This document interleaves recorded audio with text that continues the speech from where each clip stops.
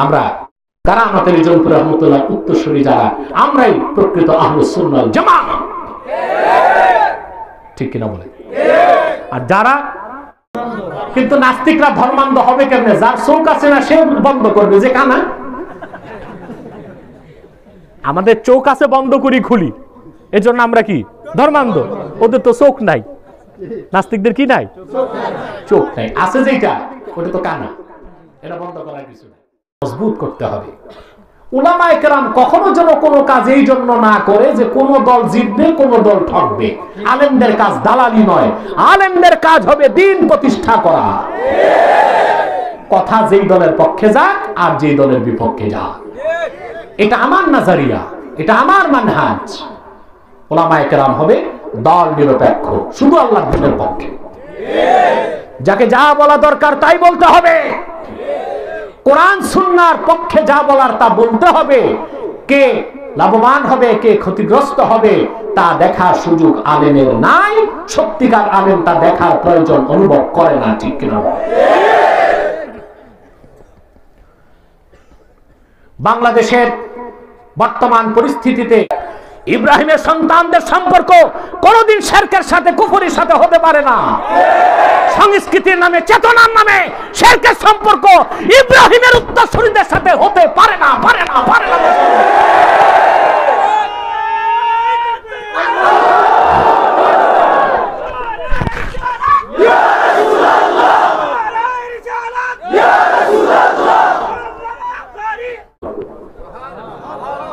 এখন আসেন একটি জটিল প্রশ্নের উত্তর নেই। বাম পাশটা খুব ডিস্টার্ব হচ্ছে বারবার উঠানামার দ্বারা। আল্লাহর ওয়াস্তে একদম খামোশ, হয় বসেন নয় দাঁড়ান, মন চাইলে শুয়ে থাকেন, ডিস্টার্ব করবেন না। ভালো করে বুঝেন, আল্লাহর কোরআনের পক্ষে মৌলিক কথাগুলো যখন বলি আমরা, রাসূলুল্লাহর সুন্নাত থেকে ইসলামের মৌলিক কথা যখন বলি, তখন একদল বুদ্ধিজীবী আমাদেরকে অপবাদ দেয় আমরা মৌলবাদী, আবার বলে উগ্রবাদী। কালকের যে বুদ্ধিজীবী তাকে আমি বলেছিলাম ভার্চুয়াল কনফারেন্সে বিতর্কে যে আমি নিজেকে মৌলবাদী পরিচয় দিতে পছন্দ করি, তবে উগ্রবাদী না। মৌলবাদী আর উগ্রবাদী পার্থক্য আছে? এক না পার্থক্য আছে? আমি মৌলবাদী কিন্তু উগ্রবাদী না। মৌলবাদী মানে মূলে বিশ্বাসী, মৌলবাদী মানে আবার বলে ধর্মান্ধ। আপনারা কি জানি না, আমি নিজেকে পরিচয় দিই আমি ধর্মান্ধ।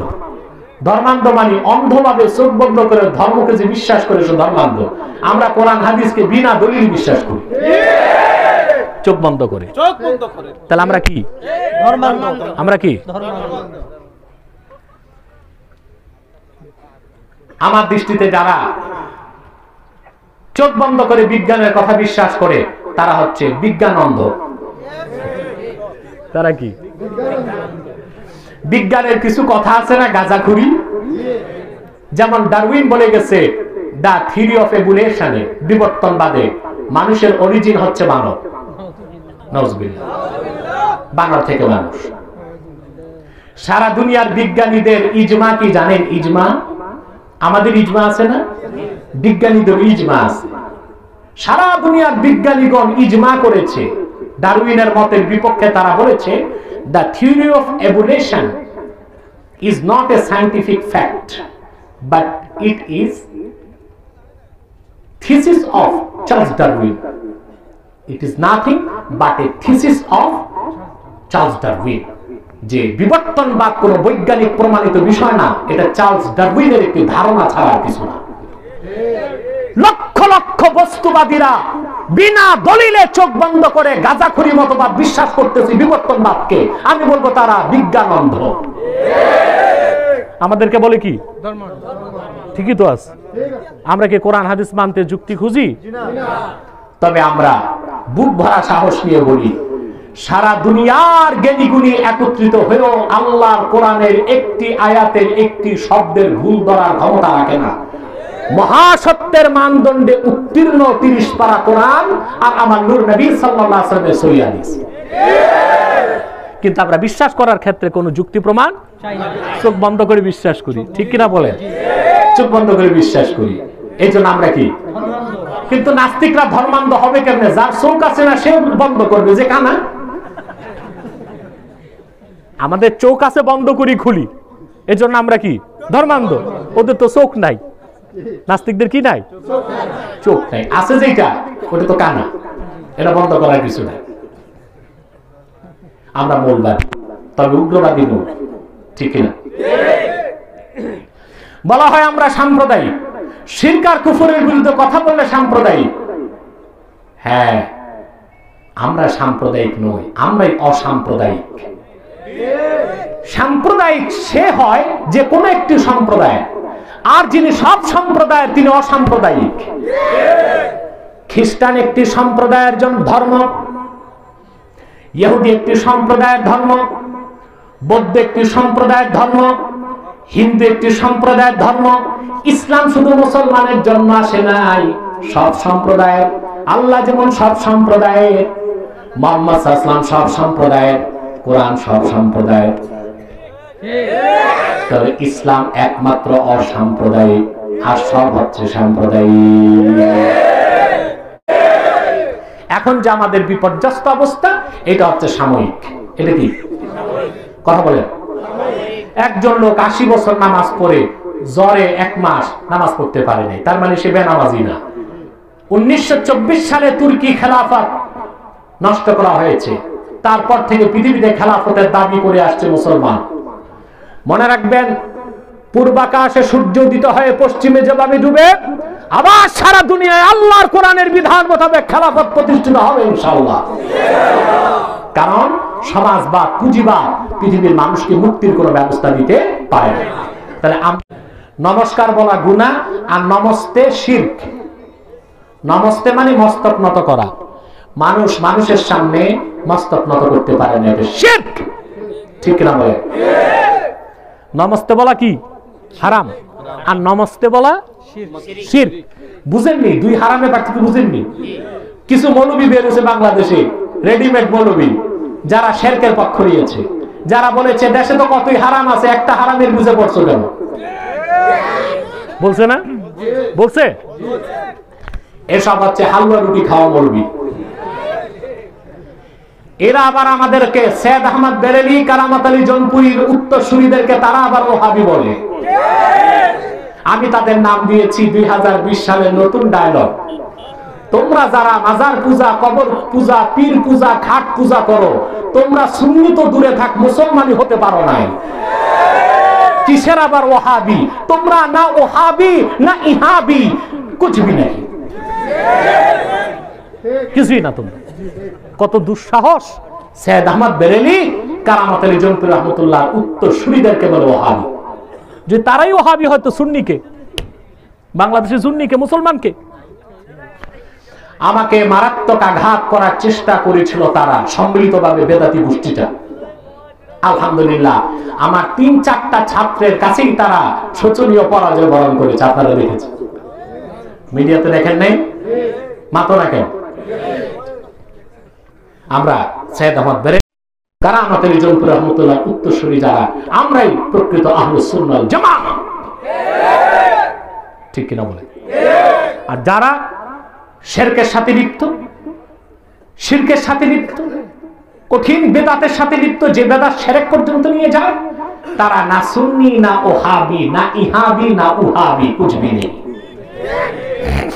তারা মনে থাকবে? আমার ভাই ও বন্ধুগণ, সৈয়দ আহমদ বেরেলী ও কারামত আলী জৌনপুরী রহমতুল্লাহ উত্তরসূরিদের মধ্যে বাংলাদেশের পূর্বাঞ্চলে বিখ্যাত ফুলতলির মরহুম পীর সাহেব রহমতুল্লাহ, ঠিক কিনা? এই লোকটাকে যদি কেউ ওহাবি বলে,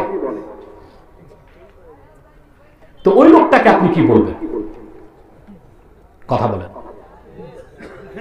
যে লোকটি সারাটা জিন্দেগি ওহাবিদের বিরুদ্ধে সংগ্রাম করে গেলেন, আন্দোলন করে গেলেন, দৈহিকভাবে শাস্তি পেলেন, নিপীড়ন করা হলো, নির্যাতন করা হলো, আহলুস সুন্নাহ ওয়াল জামাতের ঝান্ডাকে সামনের দিকে এগিয়ে নিয়ে গেলেন, সে লোকটিকে তোমরা ওহাবি বলো, এই দুঃসাহস তোমাদের কে দিয়েছে? এই বেয়াদবি কেন করো তোমরা? তোমরা কি এখনো টের পাও নাই বাংলাদেশে কয় পার্সেন্ট তোমরা আছো?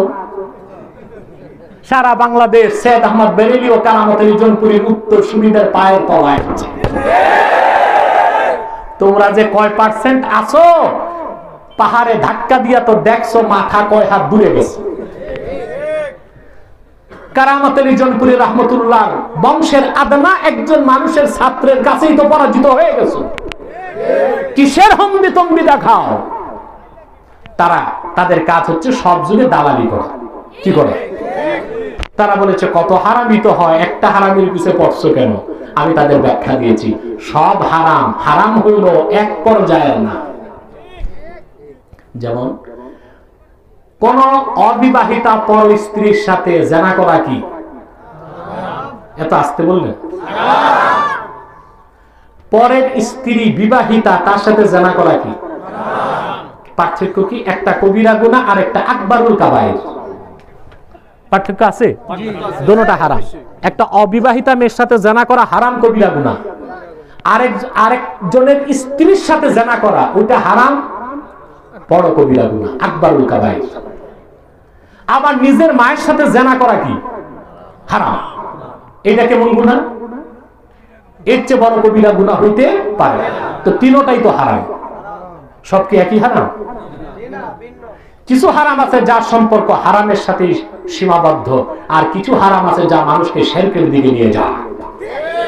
এটাই উলামায়ে কেরাম বুঝাতে চেয়েছেন, কিন্তু তোমরা এই বেদাতি মৌলবীরা বুঝার চেষ্টা করলা না। ঠিক কিনা? তাহলে যেখানে মুসলিম অমুসলিম দুই দল আছে, ওখানে সালাম কিভাবে দিবেন? আসসালামু আলা মান ইত্তাবাআল হুদা। সালাম তাদের উপর যারা হেদায়েত গ্রহণ করেছে। সুবহানাল্লাহ বলবেন। যারা হেদায়েত গ্রহণ করে নাই তাদের জন্য শান্তি চাওয়া হইল না। তো তাদের জন্য কি চাইবো? হেদায়েত। কি চাইবো? আর শান্তি চাইবো কার জন্য?